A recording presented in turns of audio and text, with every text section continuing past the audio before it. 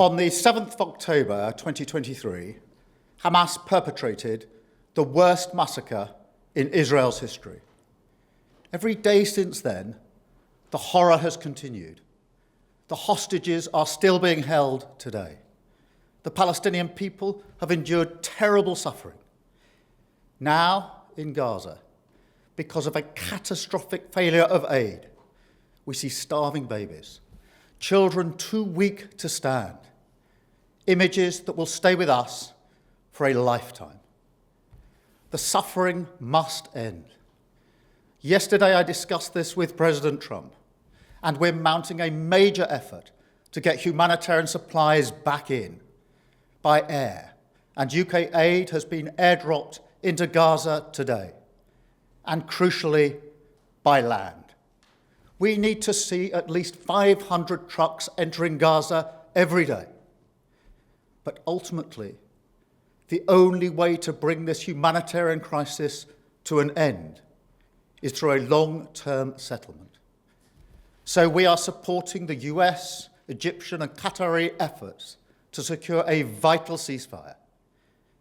That ceasefire must be sustainable, and it must lead to a wider peace plan, which we're developing with our international partners.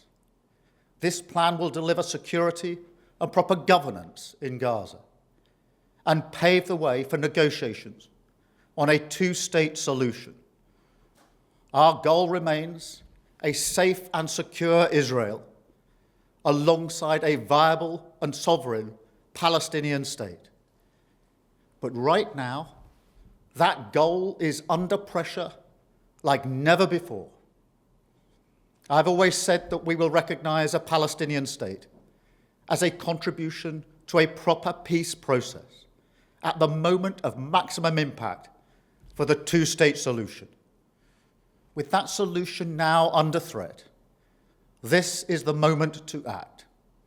So today, as part of this process towards peace, I can confirm the UK will recognise the State of Palestine by the United Nations General Assembly in September, unless the Israeli government takes substantive steps to end the appalling situation in Gaza, agree to a ceasefire, and commit to a long-term sustainable peace, reviving the prospect of a two-state solution.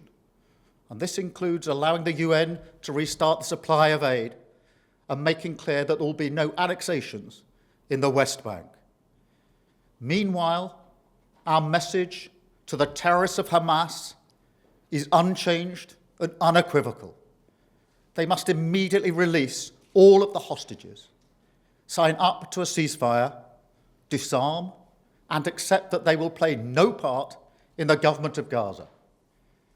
And we'll make an assessment in September on how far the parties have met these steps, but no one should have a veto over our decision. So this is the way forward. We will keep working with all our international partners to end the suffering, get aid flooding into Gaza, and deliver a more stable future for the Middle East. Because I know that is what the British people desperately want to see. Thank you.